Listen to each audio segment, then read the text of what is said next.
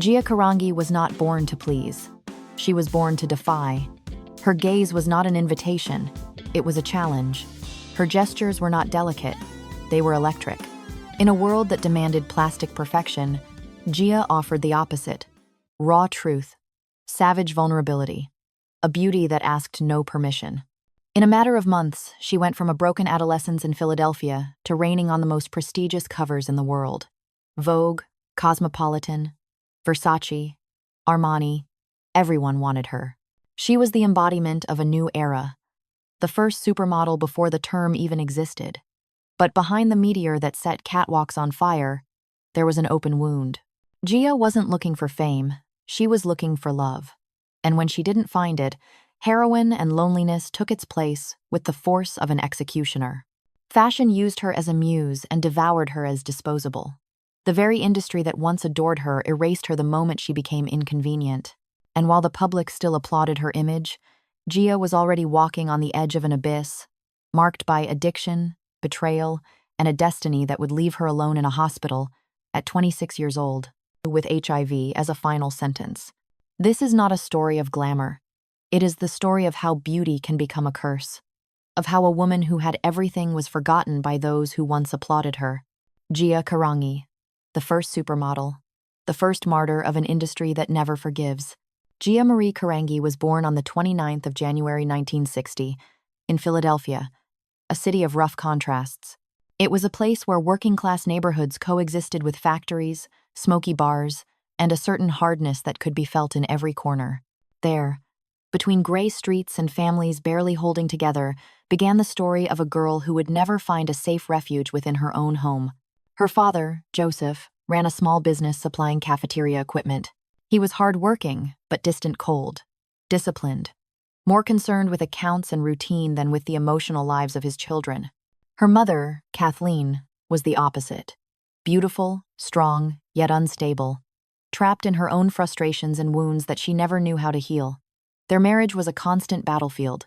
For Gia, childhood was defined by shouts and silences. Shouts that forced her to hide in corners with her hands over her ears, and silences that weighed heavier than any blow. The definitive break came when she was only 11. One ordinary morning, Kathleen left. There were no long speeches, no reconciliations. She simply walked out, leaving Gia with a hole that could never be filled. That abandonment was the original wound, the scar that would define everything that came after. From then on, Gia became a girl who desperately searched for love everywhere. In friends, in lovers, in the eyes of strangers. A hunger for affection that would never be satisfied.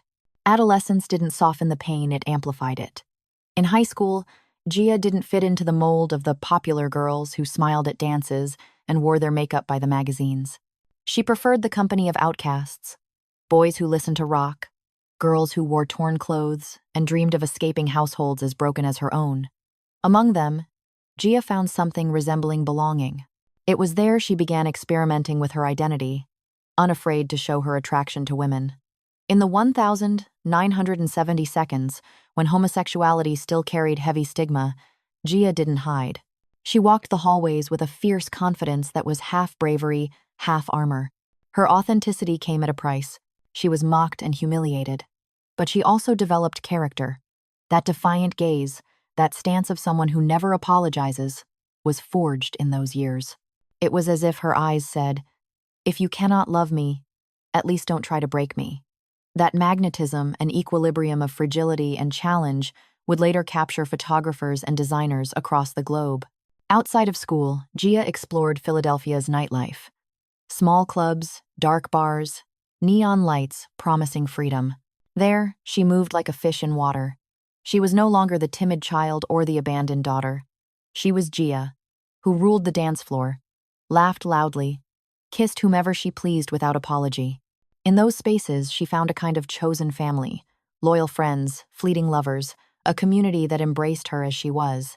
Yet that early freedom also pushed her into dangerous territory, where intensity and excess became the norm. Her aesthetic already set her apart. Her dark, messy hair contrasted with the blonde, polished look of the time. She mixed men's clothing with provocative details. She wasn't trying to fit in, she wanted to stand out. Her beauty wasn't plastic or sweet, It was magnetic in its imperfection. There was something about her presence that held you captive, an energy that made it impossible to look away. It wasn't perfection that fascinated people. It was the raw truth radiating from her without filters. That magnetism caught the eye of a local photographer who convinced her she had something special, something New York was looking for. At just 17, Gia heard the suggestion like a prophecy.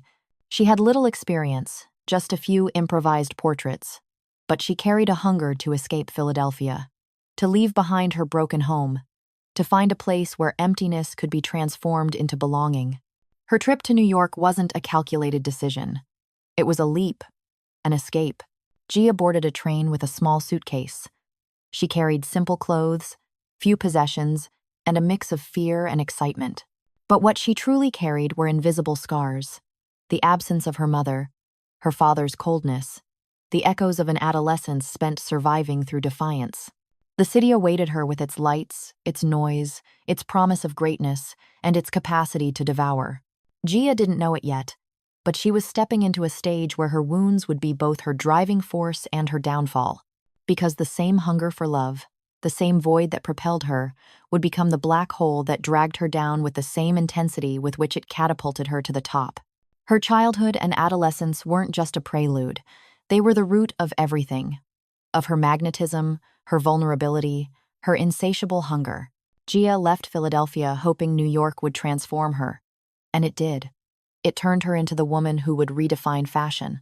But it also turned her into the young girl who never managed to escape the shadows of her past. When Gia arrived in New York at 17, the city pulsed like an electric machine that never stopped. It was the late 1970 seconds. Times Square was still a chaos of neon lights and adult theaters.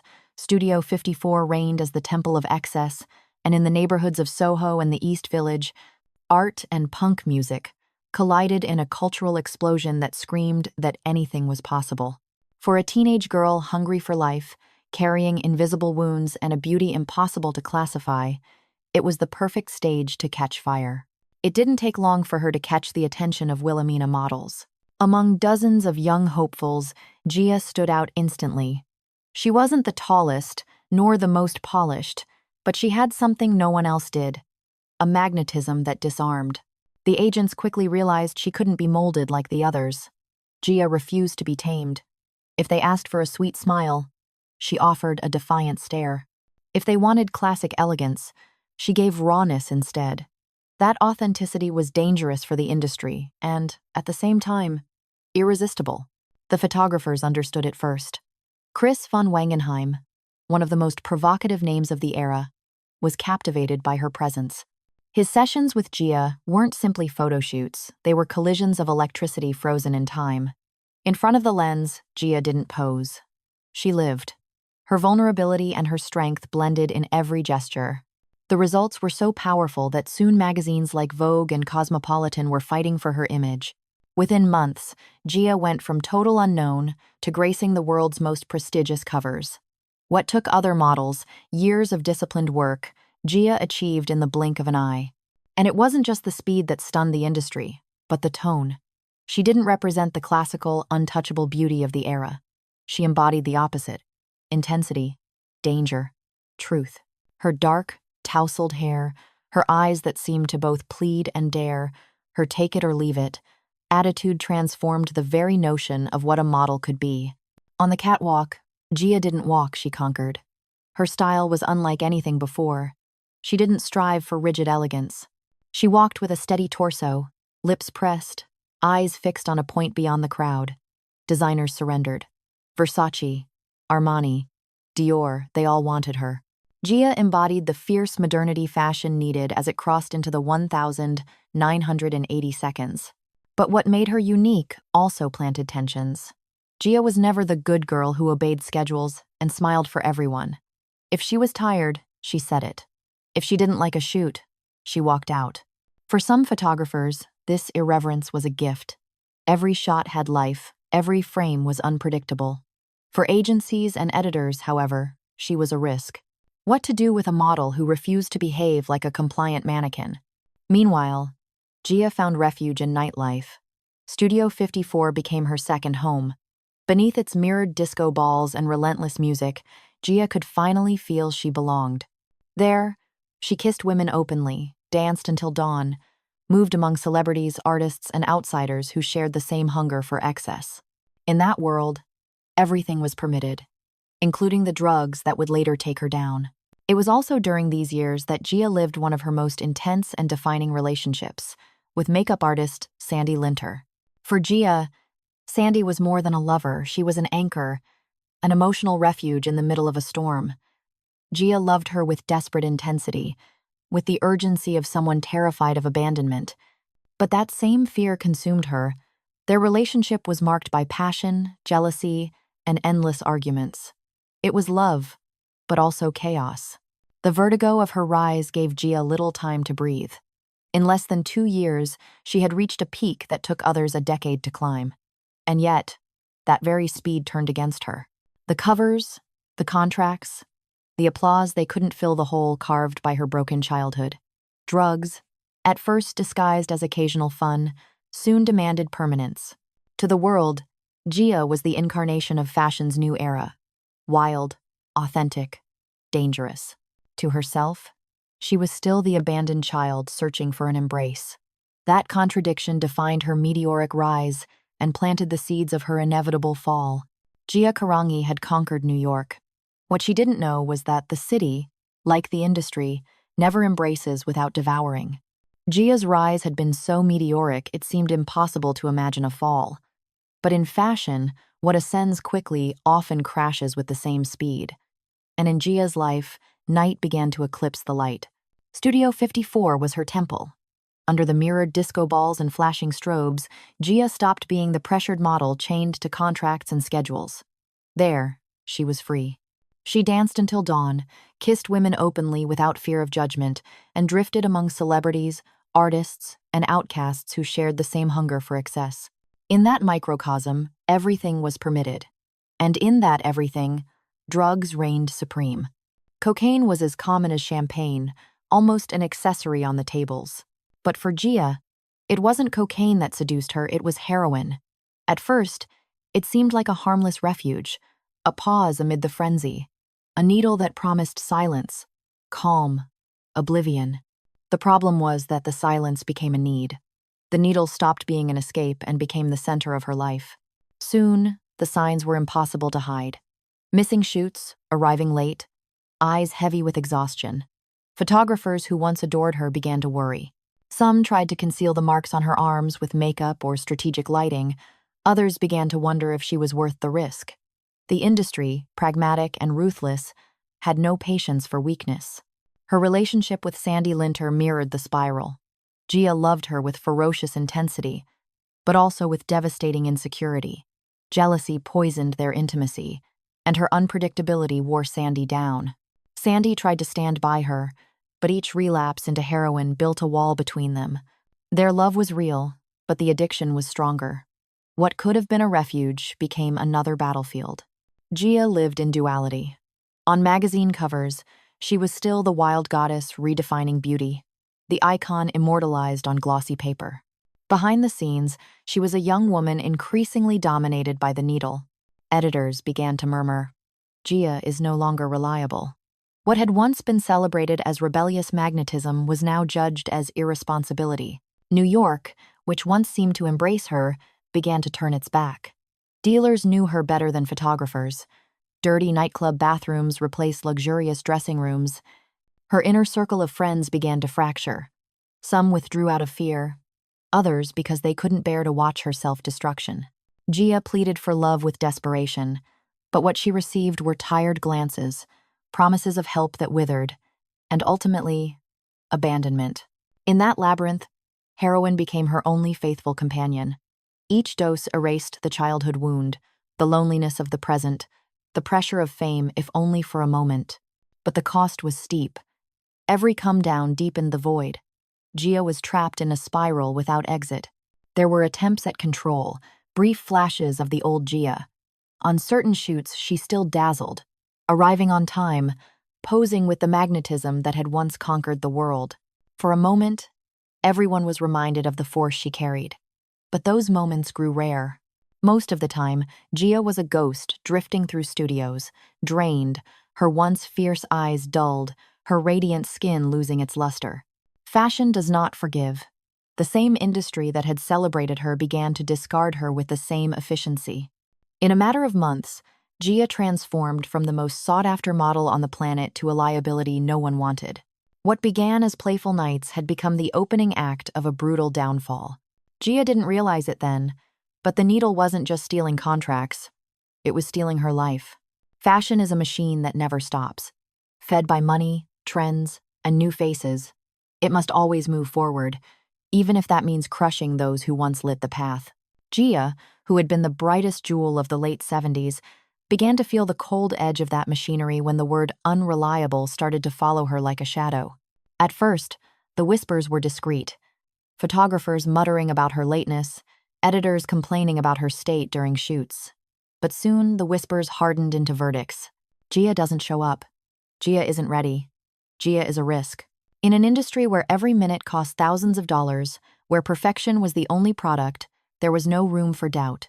The most devastating blow came with the death of Wilhelmina Cooper, the founder of the agency that had discovered Gia and protected her like a daughter. Wilhelmina wasn't just her agent, she was a surrogate mother, the only authority figure in the industry who treated her like a human being. When Wilhelmina died of cancer in 1980, Gia lost her last true anchor. Without that safety net, she was left completely exposed to a system that saw only numbers, not people. Contracts began to evaporate. The covers that had been hers now belonged to disciplined young newcomers with manufactured smiles. The competition had names. Cindy Crawford, nicknamed Baby Gia for her physical resemblance, as well as Christy Turlington and Linda Evangelista, who brought what editors craved: professionalism, obedience, and controlled glamour. The transformation was cruelly swift. Just 2 years earlier, Gia had been the most sought-after face on the planet. Now she was a ghost haunting agencies without phone calls. Her attempts at comebacks were sabotaged by addiction. Sometimes she showed up with visible track marks, sometimes she didn't show up at all. Every absence confirmed the prejudice. Gia was a lost investment. The industry, pragmatic as ever, replaced her effortlessly. The concept of the supermodel was new, but the logic was old. When one star falls, another steps in. Gia didn't just lose work, she lost identity. For her, modeling hadn't been just a career, it had been a surrogate family. And when that family expelled her, the wound of her childhood reopened with brutal force. It was the abandonment of her mother all over again, now multiplied by millions of indifferent gazes. Her inner circle also began to disintegrate. Not out of malice, but exhaustion. Being close to Gia meant witnessing daily self-destruction. She demanded love with desperation, smothered those who tried, and when her needs weren't met, she collapsed into heroin again. She was a fire that burned anyone who came too near. A few tried to save her. Most ended up consumed. The contrast was agonizing. In old magazines, Gia still appeared as the untamed goddess, the immortal muse. On the streets of New York, she was seen wandering at night, looking for dealers, hair disheveled, eyes vacant.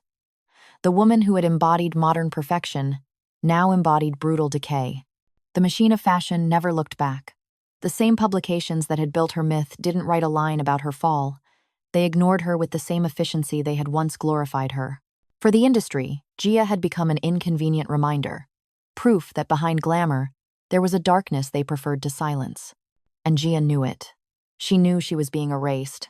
That awareness only deepened her despair. She tried to hold on to small opportunities, enrolled in rehab, promised herself she would return. But every relapse slammed another door shut, and every door shut pushed her back into the needle. It was a vicious circle she could not escape. From stardom to abandonment, that was Gia's journey in less than 5 years. What should have been a career spanning decades became a roller coaster that climbed too fast and plummeted with violence. Fashion had already crowned new muses. Gia was left as an uncomfortable memory, a broken legend no one wanted to mention. And so, the first supermodel, the woman who had redefined what it meant to face a camera, was discarded by the very industry that had created her. There were no tributes, no compassion, only silence. A silence as cold as the emptiness Gia had carried since she was a child. For Gia, Heroin was not just a drug, it was a chemical embrace, a fleeting substitute for the love she had been denied since childhood, a way to silence the roar of abandonment and the cold indifference of an industry that had already discarded her. Yet, in moments of clarity, when she caught her reflection in a mirror and barely recognized the woman who had once conquered magazine covers, she understood she had to try. And so came the attempts at redemption. In the early 1980 seconds, Gia checked into several rehabilitation clinics. They were sterile, impersonal places where the fight against addiction played out under fluorescent lights, in group sessions where strangers confessed their defeats. Gia tried with sincerity. She poured her thoughts into journals, writing about her fear of loneliness, her anger toward her mother, her desperate dependence on others. On those pages, the supermodel vanished, and in her place appeared a wounded child, begging for affection. There were periods when sobriety seemed within reach. For weeks at a time, Gia managed to stay clean. She booked small jobs again, and when she stood before the camera, fragments of her old brilliance returned. Photographers who still cared for her tried to give her discreet opportunities. In those fleeting moments when her gaze lit up once more, it was clear her talent hadn't disappeared. Gia could still command a lens like no one else. But the fashion world did not forgive or forget. To agents and editors, Gia was already too risky. One missed appointment, one relapse, was enough to close the door again. And every rejection reinforced her deepest wound, the fear of being unwanted. Each door shut drove her back to the needle. Her love life offered no refuge either. After her definitive breakup with Sandy Linter, Gia sought comfort in other women, but her relationships were brief, intense, and turbulent. Her hunger for affection was so fierce it suffocated those who tried to love her. The terror of being abandoned drove her into fits of jealousy and despair. And when these bonds inevitably broke, heroin returned like a faithful lover, a merciless executioner. Her family drifted in and out of her life. Her mother, with whom she had a fraught and ambivalent relationship, tried at times to help. Her brothers also extended hands. But Gia was a storm that consumed those who ventured too close. Some days she overflowed with tenderness, others she erupted in anger or collapsed into impenetrable silence. One of her more significant recoveries came when she entered a structured rehab program. For a while, she seemed renewed. She regained some weight, smiled more often, and even spoke about plans to rebuild her career. There was a spark of hope, but the industry had already moved on. New faces had claimed the spotlight, and Gia's name was synonymous with chaos. No editor was willing to gamble on her return. And without a place to belong, relapse was inevitable. A party, a heartbreak, a lonely night, any of these was enough to send her back into the abyss. It was a cruel cycle. She tried to stand. She stumbled. She fell deeper. Each fall was harder than the last. Each climb back steeper. Through it all, Gia never stopped crying out for help, though often in ways others couldn't recognize. Her journals, her desperate pleas to friends, her repeated promises of, "this time it's different," were all signals. She wanted to live. She wanted to be saved. But she could not save herself alone. The industry was done with her. Her friends were exhausted. Her family, though present, could not fill the void. Redemption, for Gia, was always just one step away and eternally out of reach. The woman who had redefined beauty in fashion was now fighting for her life, waging a war not just against heroin, but against the unhealed wounds of her past and the coldness of a world that no longer cared. In every attempt at rehab, there was a flicker of hope. In every relapse, a brutal truth. Gia was not ready to escape the abyss that had haunted her since childhood. By the mid-1980 seconds, Gia was already caught in a dangerous spiral. Heroin had left visible scars, bruised arms, hollow eyes, skin that had lost its radiance. But the worst was yet to come. At a time when the HIV epidemic was beginning to rage, she was at the center of all the risks. Shared needles, unsanitary bathrooms, endless nights without restraint. The inevitable finally happened. In 1986, doctors delivered the news that sealed her fate. Gia had contracted HIV. She was only 26 years old. The reaction of the world around her was as cruel as the disease itself. In those years, Hawaii V was shrouded in fear, prejudice, and misinformation. It was labeled the gay plague, regarded as punishment, a taboo no one dared speak of. A diagnosis meant not only a death sentence but also social exile. For Gia, who had already lost the support of the fashion industry and many of her friends, the diagnosis was the final blow. Fear pushed more people away. Even in hospitals, some staff treated her with visible caution, wearing unnecessary double gloves, avoiding contact. Those who had once shared drugs, parties, and nights of excess now vanished. The model who had once been hailed as the first supermodel was now isolated, reduced to just another patient in a system struggling to understand the epidemic. Her family, despite the fractures of the past, became her only refuge. Ironically, it was her mother whose abandonment had scarred Gia's childhood, who returned to care for her in those last months. Fate closed the circle in a cruel paradox. The wound that had never healed now became a final bond. Gia no longer had the strength for reproaches. What remained was fragility, a young woman facing death too soon. The hospital became her last stage. There were no cameras, no runways, no designers calling her name. Only sterile walls, white gowns, nurses with gloves, and a silence heavier than applause. Within those walls, Gia realized she was utterly alone at the end. The few visitors she had came quietly, almost clandestinely. The industry that had once worshipped her maintained absolute silence. No fashion magazine mentioned her condition, no designer offered public support. It was as if she had never existed.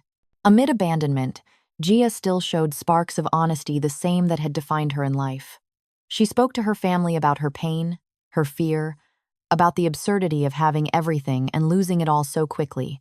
Sometimes she dreamed out loud of an impossible comeback, posing again, walking a runway, reclaiming a fragment of the light she once held. But those dreams were fragile flickers, extinguished by the reality of the disease. On the 18th of November, 1986, Gia Carangi died of complications from AIDS. She was 26. Her death was silent, almost invisible. There were no headlines, no tributes from the fashion world, no public farewells. Her funeral was small, intimate, attended only by family and a few close friends. None of the great names of the industry who had once adored her came. The absence was as eloquent as her former presence. The woman who had redefined beauty, who had opened the door to the era of the supermodel, was laid to rest without applause, without ceremony, without homage. Yet, over time, that silence became unbearable. Gia's death began to be seen as symbolic.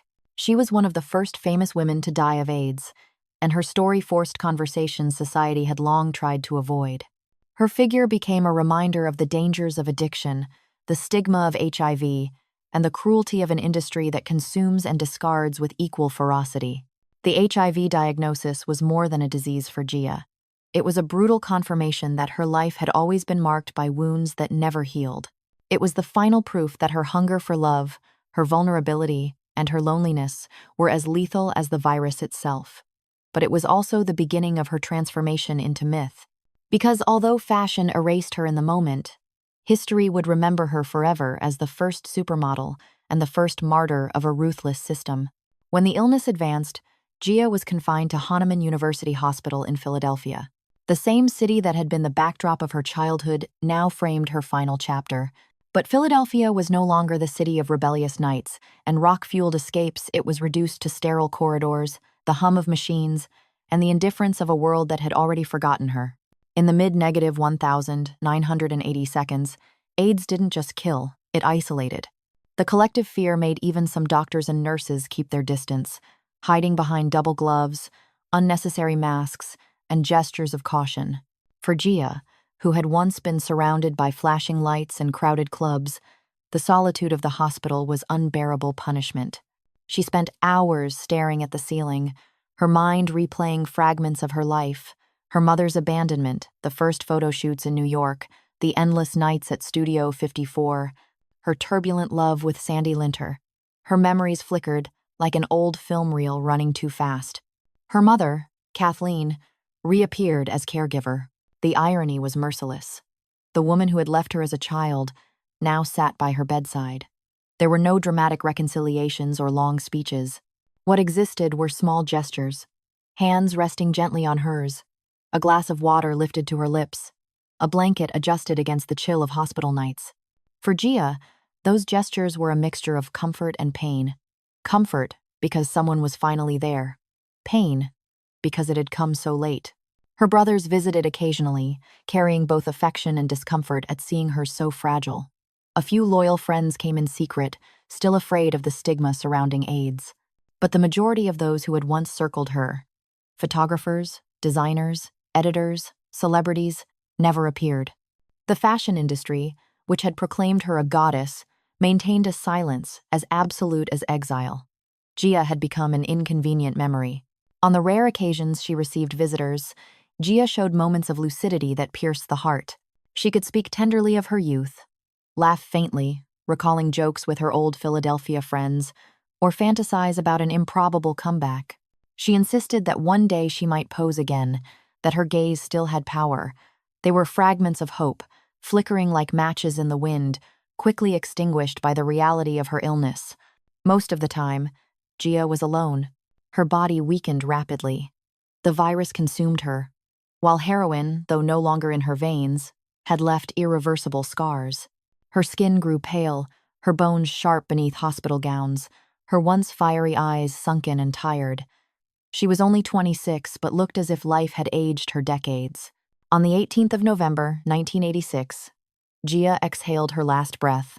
She was 26 years old. Her death wasn't an event. It was silence. No news, no headlines, no mourning in the fashion world. Just the sterile beep of machines stopping, the quiet tears of her mother, and a family gathered in subdued grief. Her funeral was small, intimate, nearly anonymous.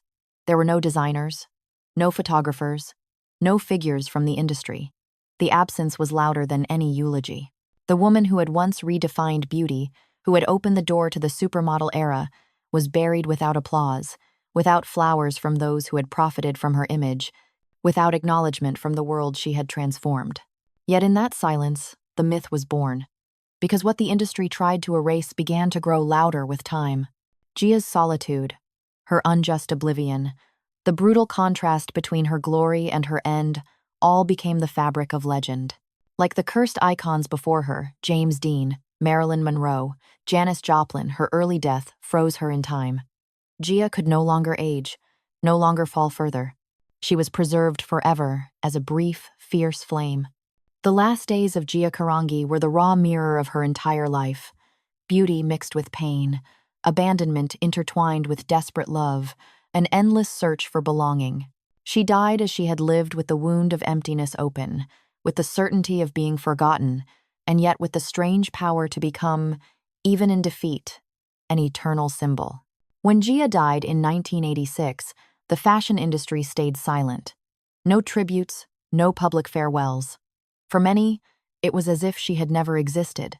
But time, with its ability to transform tragedy into symbol, would grant Gia what life had denied her, a permanent place in history. At first, it was the photographs that kept her memory alive. Images by Chris von Wangenheim, Francesco Scavullo, and Arthur Elgort resurfaced in archives, galleries, and private collections. There she was, the young woman with the fierce gaze, dark, disheveled hair, and an expression that was both seduction and warning. These photos hadn't aged. While other faces became dated, Gia remained timeless. Her raw authenticity continued to captivate, even decades later. Over the years, critics began to acknowledge that Gia had been more than a model. She had been the first supermodel. Before Cindy, Naomi, or Claudia, it was Gia who embodied the idea that a model could be a cultural icon, a celebrity whose presence transcended the clothes she wore. Gia didn't sell garments, she sold an attitude, a spirit. Her rebellion opened the path that others would later walk. But Gia's myth wasn't built solely on her beauty. It was carved out of her fall. Her addiction, her vulnerability, her HIV diagnosis, and her early death turned her into the archetype of the tragic idol. Like Marilyn Monroe in cinema or Kurt Cobain in music, Gia represented the paradox of those who shine too brightly to last. The myth crystallized in 1998, when HBO released the film Gia, starring a young Angelina Jolie. The movie didn't just recount her meteoric career, it exposed her intimate life, her loves, her demons, her tragedy. Jolie's raw performance won her a Golden Globe and set her on the path to stardom. For an entire generation, the film was their introduction to Gia Carangi. From then on, her name belonged to the collective imagination. The LGBTQ+ community also embraced her as an icon. Gia had lived openly in her love for women at a time when such honesty was still taboo. Her courage, even when accompanied by personal turmoil, made her a symbol of authenticity. For queer youth in the 90 seconds and 2000 seconds, Gia represented visibility, proof that living openly was possible, even if it came at a cost. The press that had ignored her death began to rediscover her legacy. Fashion magazines published retrospectives, analyzing how her presence had transformed the aesthetics of photography, introducing a rawer, more human style. Designers admitted that Gia's energy had inspired entire collections. Even Cindy Crawford acknowledged that at the beginning of her career, she was nicknamed Baby Gia because of their resemblance. In academic circles, her story became a case study. Scholars examined her as a symbol of fashion's dark side, the exploitation of youth, the commodification of beauty, the culture of disposability. Gia became evidence of how quickly the system elevates and erases. In the digital era, her image found new life. On blogs, Tumblr, Instagram, and later TikTok, her photos, quotes, and clips from the HBO film circulated endlessly. Hashtags like #Gia Carangi and #First Supermodel turned her into a transgenerational icon. Young people who had never lived through the 1,980 seconds saw in her a mirror, authenticity in a world of filters, beauty that refused to be domesticated. Even in activism, Gia was reclaimed. Organizations dedicated to HIV awareness and addiction prevention used her story as both a warning and a tool of empathy. Her life beyond glamour became testimony to the consequences of stigma, neglect, and silence. Gia Carangi inspired because she was real. Her magnetism wasn't built on manufactured perfection, but on contradiction. Strong yet vulnerable, adored yet discarded. That tension is what keeps her myth alive. Artists, designers, activists, and ordinary fans still see in her a beacon, a reminder that beauty can be both weapon and wound. Her cultural influence isn't measured in contracts or covers. It is measured in the truth she conveyed with every glance, in the human story behind the images. That truth continues to resonate, long after her death. Gia Carangi did not simply vanish. She transformed. From a forgotten model to an eternal myth, she remains both warning and legacy, the first supermodel and the first martyr of a ruthless industry. Gia's death did not extinguish her presence. Instead, it transformed her into an inexhaustible source of inspiration. What fashion tried to bury, art, culture, and collective memory brought back to life. Decades later, Gia remains muse, warning, and icon. In photography, her legacy is undeniable. The images she created with Chris von Wangenheim, Arthur Elgort, and Francesco Scavullo are not mere fashion editorials, they are portraits of a soul that allowed itself to be seen. Gia didn't embody the plastic ideals of the era. She embodied the opposite: vulnerability, danger, truth. That rawness opened the door to a less artificial aesthetic. Later, photographers from Peter Lindbergh to Jürgen Teller acknowledged that in Gia there was a powerful precedent: the model as a human being before being a mannequin. In cinema, her life became a universal story. The HBO film Gia, starring Angelina Jolie, not only returned her name to public conversation but also set a model for biopics that dared to show the shadows behind icons. Jolie won a Golden Globe for the role, and the performance catapulted her career. But beyond the accolades, the movie fixed Gia in the collective imagination as the archetype of the cursed beauty, comparable to Marilyn Monroe or Kurt Cobain. Music also claimed her as muse. Underground bands in the 1,990 seconds referenced her in lyrics as metaphor for fleeting brilliance and tragic fall. In music videos and fashion shoots inspired by her aesthetic, Gia appears as symbol of both excess and fragility. Her image has been woven into collages, album covers, and artistic references that use her as shorthand for the beauty of destruction. Within queer culture, Gia holds a central place. She lived openly in her love for women during a time when that meant defying norms and risking rejection.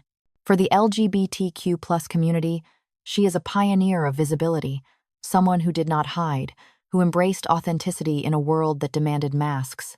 Her androgynous magnetism, rebellious style, and unapologetic freedom made her both lesbian icon and broader queer symbol. In contemporary fashion, her presence is still felt. Cindy Crawford was nicknamed Baby Gia for her resemblance, and Naomi Campbell and Kate Moss admitted that Gia's rebellious energy paved the way for them. Designers like Hedi Slimane and Alexander Wang have revived the raw, nocturnal aesthetic she embodied. On runways and in editorials, the Gia energy, that mix of fragility and defiance, remains a coveted formula. In literature and cultural analysis, her story is studied as emblematic. Essays on the exploitation of youth, the commodification of female bodies, and the culture of disposability cite Gia as a central case. She is examined not only as a fashion figure but as a cultural text that reveals the system's brutality. Universities include her in discussions of gender, addiction, stigma, and the intersections of fame and fragility.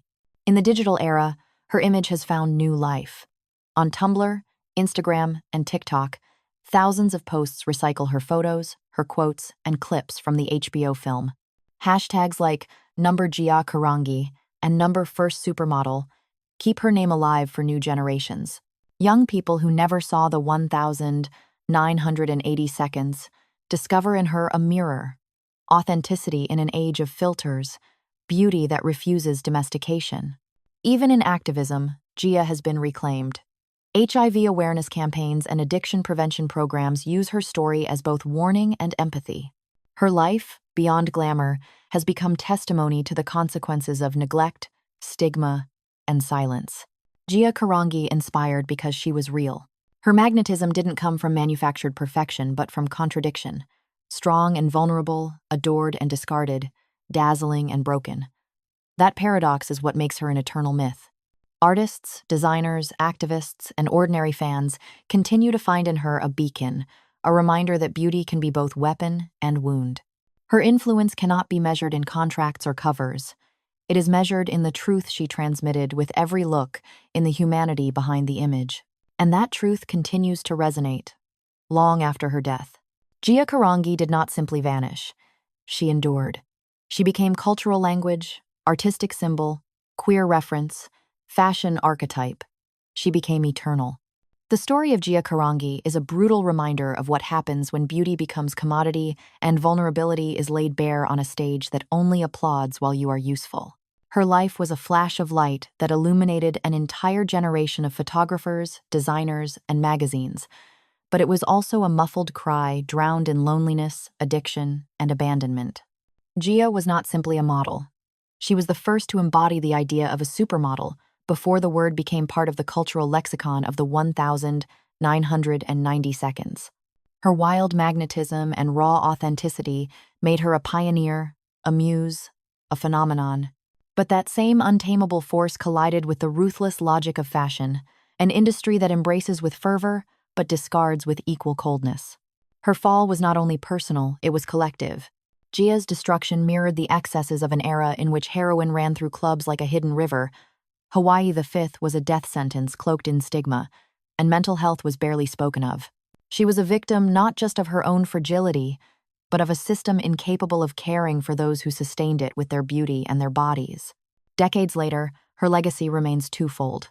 On one hand, she endures as an icon of indomitable beauty, inspiring artists, designers, and young people who still find in her gaze a force unlike any other.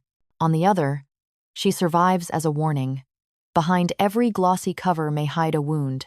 Behind every idol, a broken human being. Gia died at 26, alone in a hospital, ignored by the very industry that had once crowned her. Yet her story did not end there. With time, her name was rescued, her image reinterpreted, her life transformed into myth. Today, to speak of supermodels is impossible without speaking of her, because Gia was more than fashion. She was authenticity, defiance, fragility. And though her time on this earth was brief, she left a mark that no industry could erase. Her life is a warning, her memory, a legacy. Gia Carangi, the first supermodel, the first martyr of fashion, and a myth that continues to burn in collective memory.